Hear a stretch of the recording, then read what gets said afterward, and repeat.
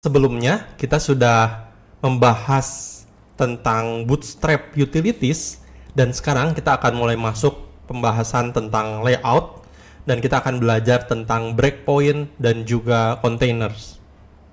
Breakpoint ini digunakan untuk mengatur layout yang responsif ya teman-teman, tergantung dari ukuran device-nya atau viewport size-nya. Viewport ini adalah menggambarkan juga ukuran device-nya ya teman-teman, lebar screen-nya seperti itu. Nah, core konsepnya breakpoint are the building blocks of responsive design. Jadi untuk membuat desain yang responsif, di mana di ukuran misalnya di ukuran mobile phone dengan tablet dengan desktop itu bisa berbeda layoutnya.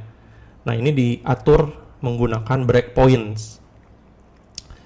Dan breakpoint ini menggunakan media queries ya teman-teman. Media queries ini adalah fiturnya CSS. Jadi fitur media queries ini digunakan dalam membuat breakpoint oleh Bootstrap ya. Jadi Bootstrap menggunakan media queries sebetulnya di belakangnya.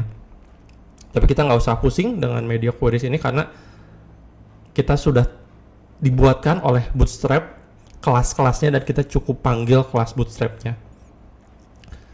Lalu konsep ketiga dari breakpoint ini konsepnya adalah mobile first. Jadi kalau kita membuat desain yang dibuat terlebih dahulu itu adalah mobile atau bagaimana layoutnya di handphone. Karena nanti kita akan pelajari lebih lanjut, ukuran breakpoint itu dimulai dari yang small dulu dan lalu ke atas dari yang small, lalu bagaimana layoutnya ke screen yang lebih besar seperti itu. Nah, ini ada 6 available breakpoint ya teman-teman, ada 6 breakpoint yang tersedia. Yang pertama extra small, kalau di bawah 576 pixel ini masuknya extra small. Kalau yang small ditandai dengan kelas SM seperti ini, dan small ini dimensinya adalah antara 576 pixel sampai dengan 768 pixel. Jadi antara ini dengan ini. Biasanya small ini untuk mobile phone, untuk handphone seperti itu. Lalu medium ditandai dengan kelas MD. Ini untuk screen antara 768 pixel sampai dengan 992 pixel. Terus large, breakpoint large, ini antara 992 pixel sampai dengan 1200 pixel. Medium dan large ini adalah biasanya untuk tablet ya teman-teman. Dan extra large dengan extra large ini biasanya untuk desktop seperti itu, untuk laptop. Nah, nanti kita akan pelajari lebih lanjut tentang breakpoint ini saat kita belajar grid ya teman-teman. Sekarang kita akan bahas tentang container. Jadi container ini adalah building blocknya Bootstrap, dan semua konten kita, elemen-elemen HTML kita harus masukkan ke dalam container supaya konten kita jadi responsif. Jadi container ini kelas juga ya teman-teman. Dan container ini required when using our default grid system. Nah, nanti kita akan belajar grid di episode berikutnya. Di video ini saya akan menjelaskan tentang 3 macam different containers ya. Yang pertama kelas container, gini aja container. Nah, ini menggunakan max width-nya ya teman-teman. Lalu ada container dengan breakpoint, dan yang ketiga ada container fluid. Nah, kalau teman-teman lihat di sini kelas container ini kalau extra small dia ambil 100% width-nya atau lebarnya. Kalau small ini dia ambil 540 pixel. Ini lebih kecil daripada ukuran breakpoint small, karena breakpoint small ini 576. Kenapa? Karena akan ada seperti padding di kiri dan kanan si kontainer ini. Sedangkan kalau bedanya dengan kontainer fluid, dia langsung ambil 100% lebar layarnya. Jadi nggak akan ada space atau kayak padding di kiri dan kanan si kontainernya. Seperti itu. Maksud saya margin ya teman-teman, nggak ada margin di kiri dan kanan si kontainernya ini. Oke, nah sekarang mari kita coba buat code-nya.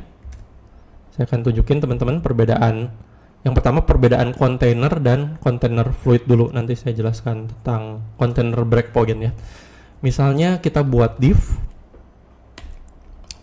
Oke, di sini di div ini, misalnya kita mau buat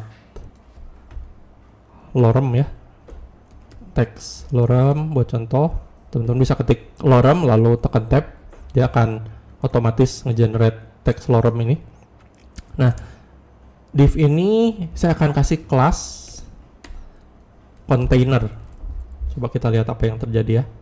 Kalau kita save, lalu kita buka filenya, ini file saya.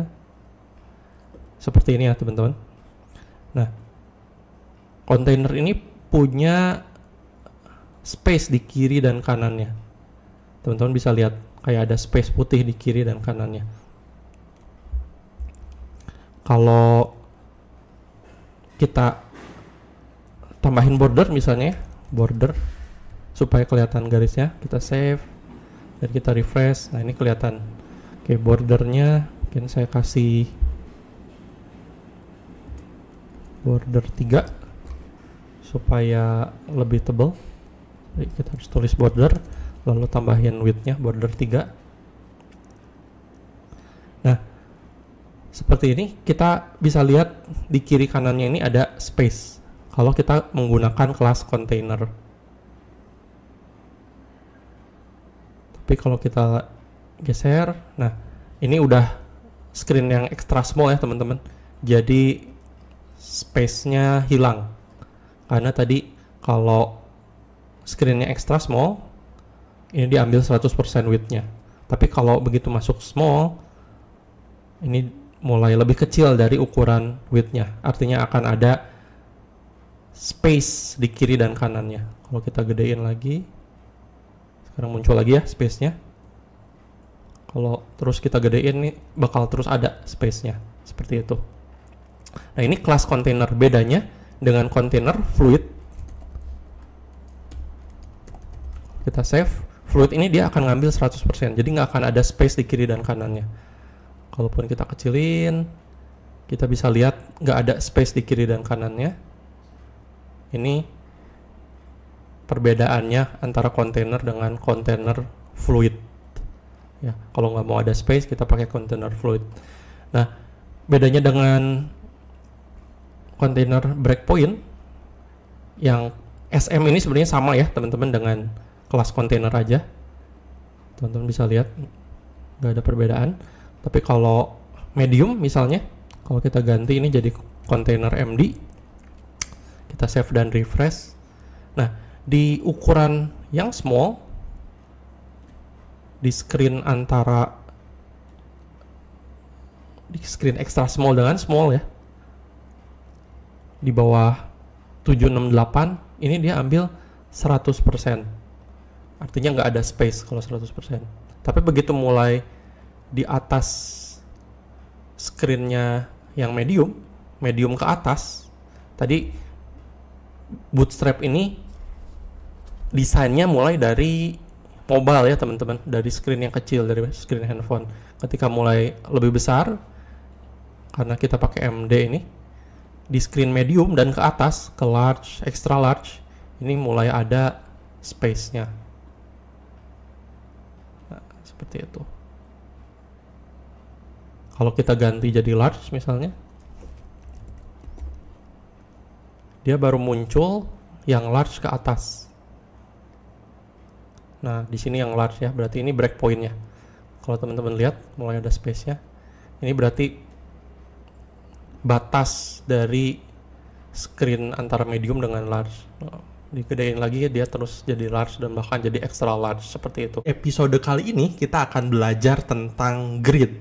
Nah, grid ini adalah konsep Bootstrap yang sangat penting untuk membuat website kita jadi responsif. Nah, kita juga akan menggunakan konsep breakpoints dan containers yang sudah kita pelajari di episode sebelumnya untuk membuat grid system. Grid system di dalam Bootstrap ini sebenarnya menggunakan fitur CSS juga ya teman-teman, yaitu fitur Flexbox.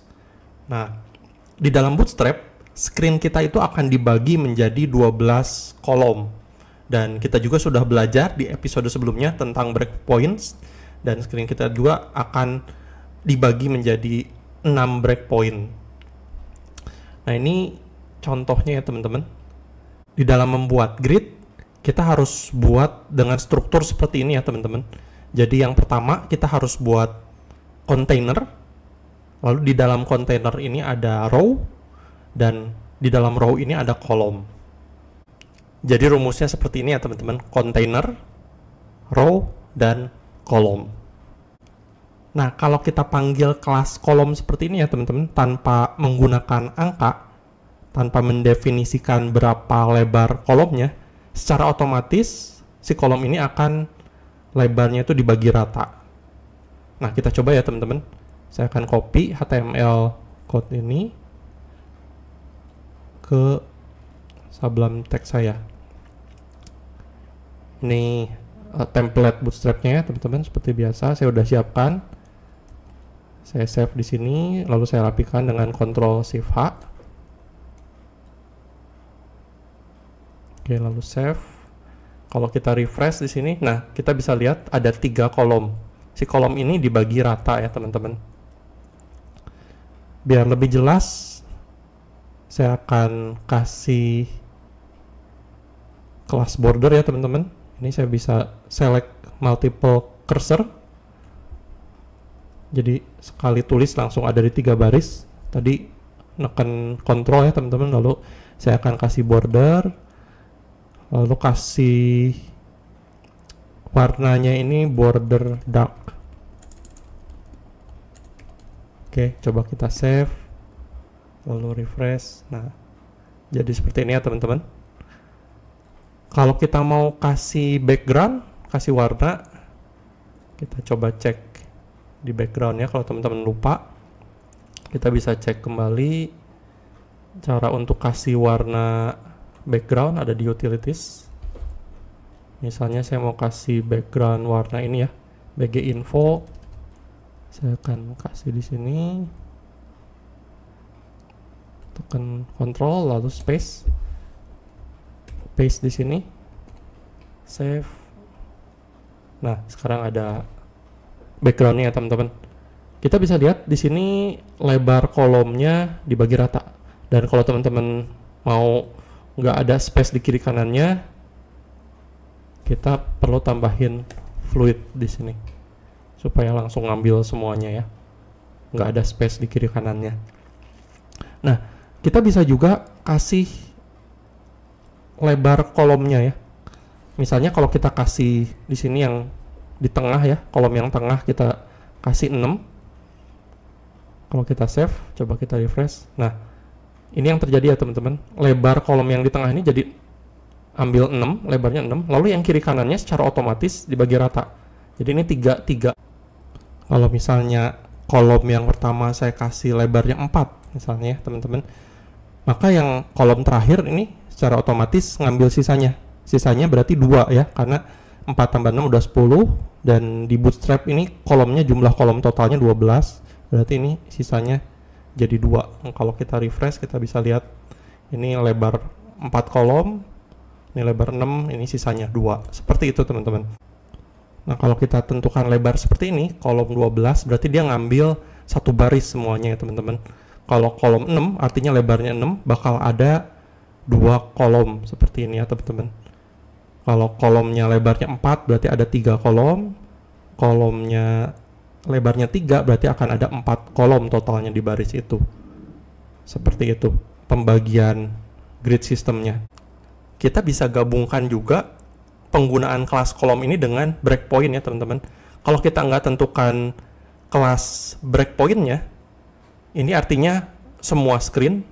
Jadi kalau kelas kolom ini dimulainya dari screen yang paling kecil ya teman-teman, dan artinya screen dari yang paling kecil ke atas semuanya, ini lebar kolomnya 6. Kalau kita gunakan kelas seperti ini, kolom medium 4, kolom MD4 ya, ini artinya dari screen yang paling kecil yaitu di bawahnya screen medium, XS dan SM, extra small dan small, lebar kolomnya ini 12. Defaultnya karena 12. Nah, dari medium ke atas, medium, large, extra large, ini lebar kolomnya jadi 4. Seperti itu. Jadi ini acuannya adalah dari yang paling kecil dulu.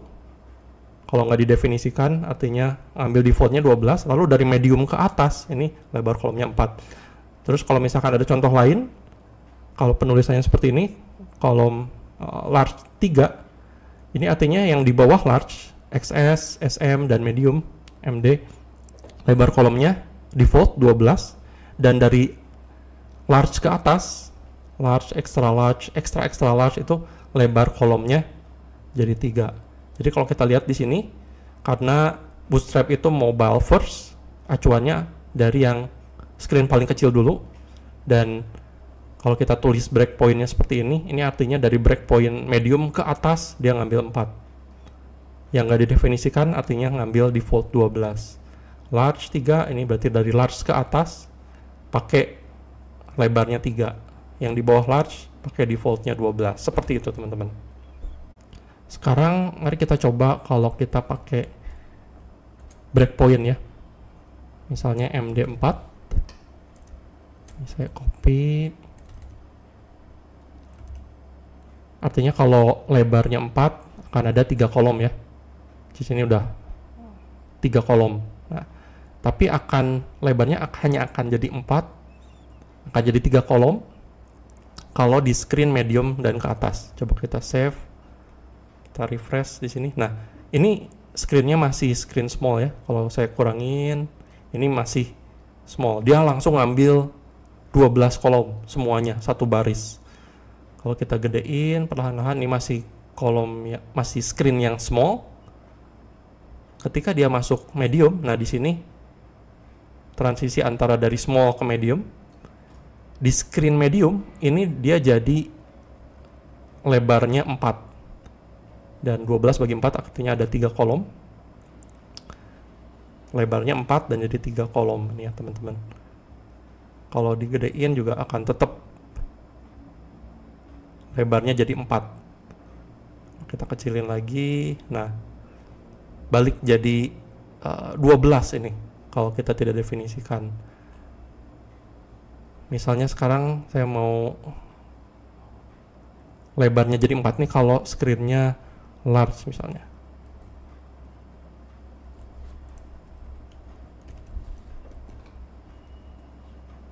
Kita bisa lihat juga sekarang medium, ini screen medium ya teman-teman, dia masih satu baris semua, defaultnya 12. Tapi begitu masuk large, nah sekarang jadi 3 kolom seperti itu, lebarnya 4. Nah gimana kalau misalnya kita mau yang small, misalnya langsung ambil semuanya, yang screennya small dia ambil satu baris. Kalau medium di tablet misalnya jadi dibagi 2 kolom, terus yang large cuman satu baris gitu misalnya. Misalnya saya buat lagi satu div di sini, Ctrl Shift V biar rapi paste-nya. Kalau misalnya saya punya 4 seperti ini, kalau kita langsung save seperti ini ya teman-teman. Ini sekarang jadi 4 kolomnya. Ini jadi ada 4 baris, 1 kolom. Di screen medium ada 2 kolom, 2 baris. Di screen yang large, 1 baris, tapi 4 kolom. Nah, caranya kalau mau seperti itu, kita harus definisikan kolom. Saya shift klik dulu supaya langsung tulis 4 baris. Caranya adalah dengan cara seperti ini ya. Kolom, medium. Misalnya kalau medium kita mau bikin 2 baris, 2 kolom, artinya lebarnya 6 ya teman-teman. Terus di screen yang large kita buat lebarnya ini 3 supaya jadi satu baris 4 kolom. Nah, kita save, coba kita lihat hasilnya ya teman-teman. Ini screen yang small, karena nggak didefinisikan, artinya di bawahnya medium, langsung diambil default 12. Lebarnya 12 artinya dia jadi 4 baris. Ketika saya gedein,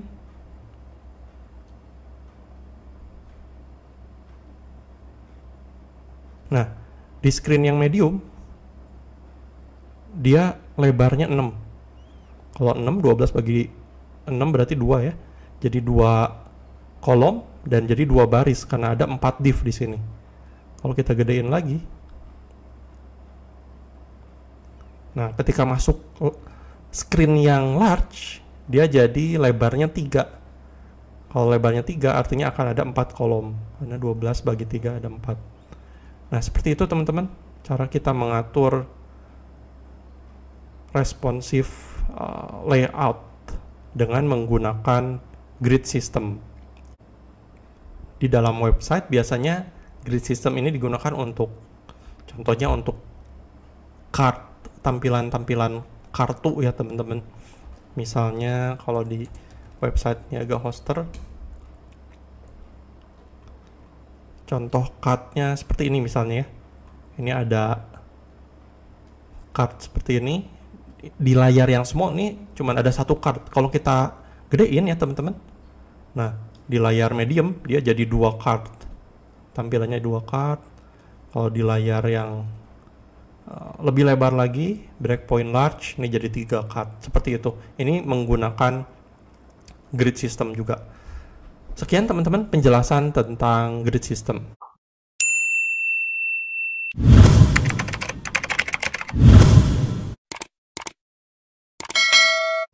Selanjutnya kita akan belajar tentang columns.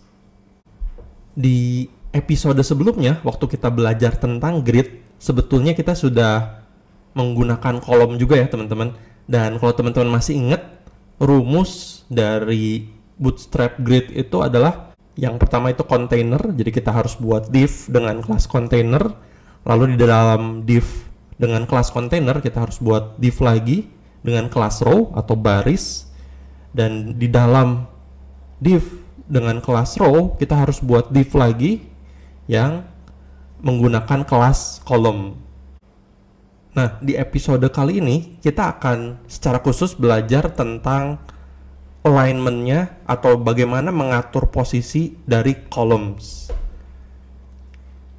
Nah, di sini ada vertical alignment, bagaimana kita mengatur secara vertikal posisi dari kolom kita. Teman-teman bisa cek kelasnya dari sini.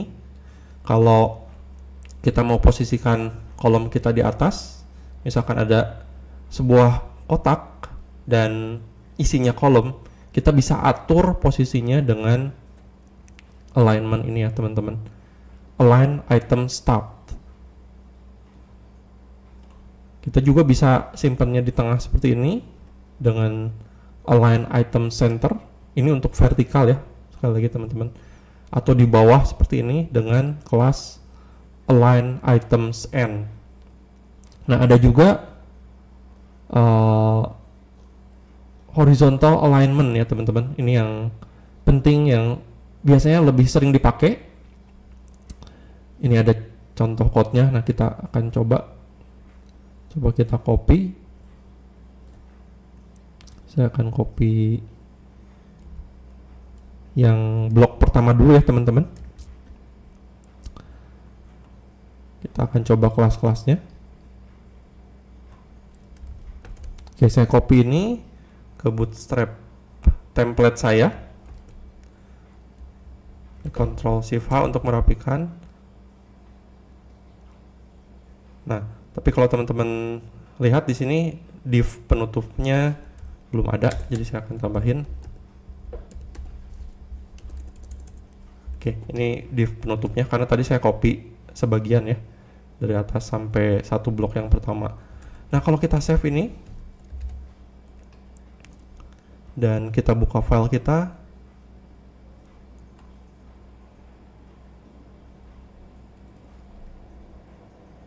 nah jadinya seperti ini ya teman-teman. Ini untuk justify content start, untuk mengatur posisi kolom kita di kiri. Nah, kalau kita tambahin border biar lebih jelas ya.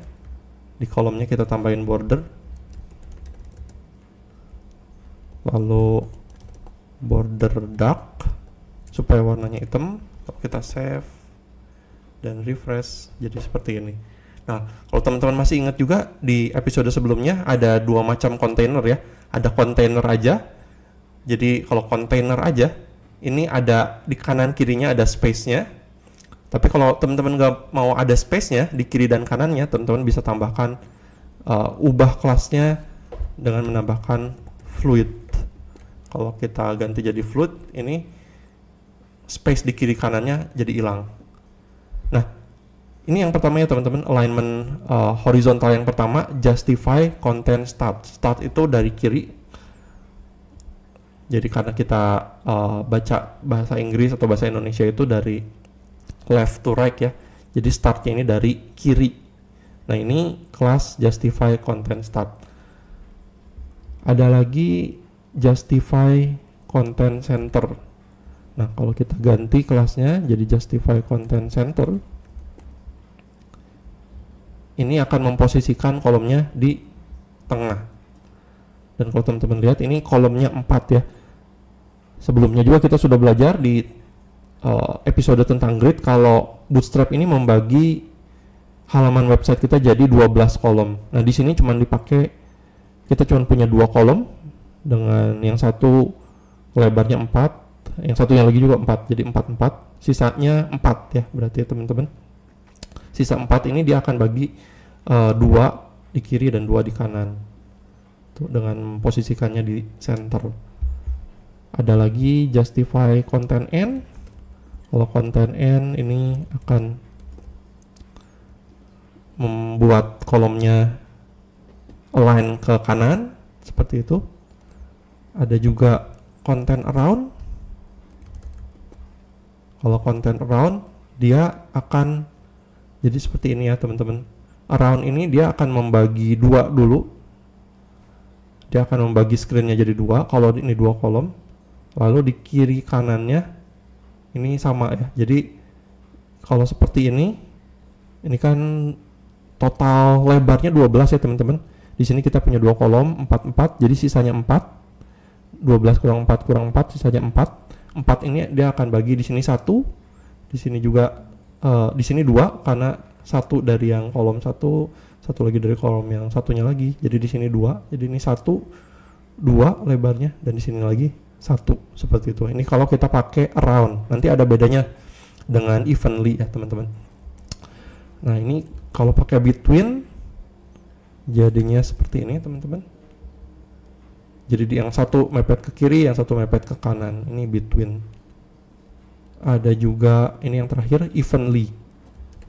Nah, kalau evenly ini dibagi rata.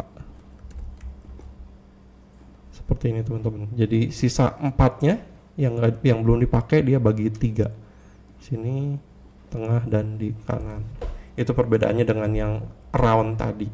Nah, ini biasanya dipakai kalau kita punya card juga untuk bagaimana memposisikan card kita seperti itu. Oke teman-teman, sekian penjelasan tentang kolom. Materi layout terakhir yang akan kita pelajari adalah Z-index. Nah, konsep Z-index itu seperti ini ya teman-teman. Di dalam grafik 3 dimensi, kita akan punya sumbu X, sumbu Y, ini untuk vertikal, sumbu X horizontal, dan sumbu Z. Z ini akan mengatur layer elemen mana yang di belakang dan elemen mana yang di depan. Nah, default nilai Z index ini dari CSS itu 0 ya teman-teman. Dan kalau kita tambahin Z indexnya, semakin besar Z indexnya, elemen itu akan berada di depan seperti itu. Di Bootstrap sendiri sebetulnya tidak ada kelas Z-index yang bisa langsung kita pakai seperti kelas-kelas yang lainnya ya. Tapi Bootstrap sendiri dia sudah mengatur komponen-komponennya. Jadi ini komponen-komponen Bootstrap ya teman-teman, drop down, off canvas, pop over dan lain sebagainya. Ini komponen-komponen Bootstrap yang akan kita pelajari di episode berikutnya. Nah, setiap komponen ini sudah punya nilai Z-indexnya. Jadi Bootstrap sudah mengatur yang mana yang di depan dan yang mana yang di belakang. Kalau kita punya case untuk mengatur layer dari elemen, kita harus buat ini secara custom ya teman-teman di CSS-nya dengan menggunakan style. Nah, coba kita buat ya contohnya ya teman-teman. Misalnya saya punya dua kotak, saya akan kasih kelas. Nah, kelasnya ini saya akan buat kelas kotak 1 misalnya, yang punya height 200 pixel dan juga width-nya 200 pixel. Lalu kita panggil kelasnya kotak 1. Dan ini nggak ada warnanya ya, jadi kita harus kasih warna dulu background-nya. Karena kalau kita save ini ya teman-teman, lalu kita buka filenya, ini nggak akan kelihatan apa-apa karena belum ada warnanya. Kalau kita kasih warna, misalnya saya mau kasih warna ini BG background info, sekarang kotaknya akan kelihatan. Nah, seperti itu. Lalu misalnya kita punya kotak kedua,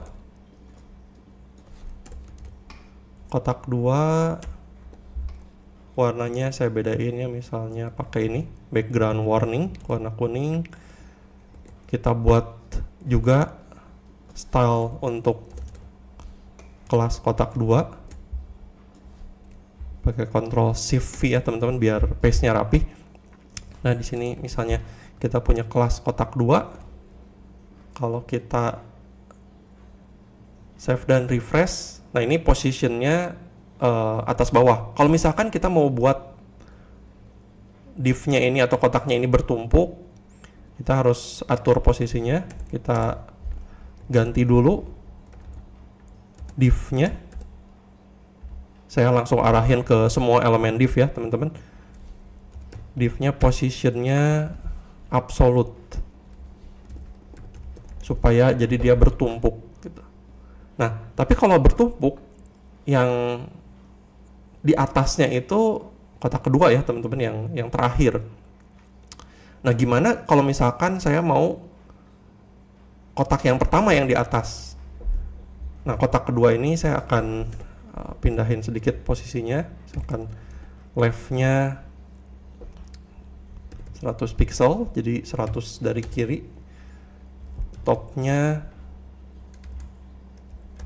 100 juga dari atas.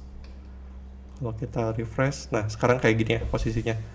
Yang kotak kedua ini 100 dari atas dan 100 dari kiri. Tapi saya mau yang biru ini, kotak yang biru yang di atas, bukan yang kuning yang di atas.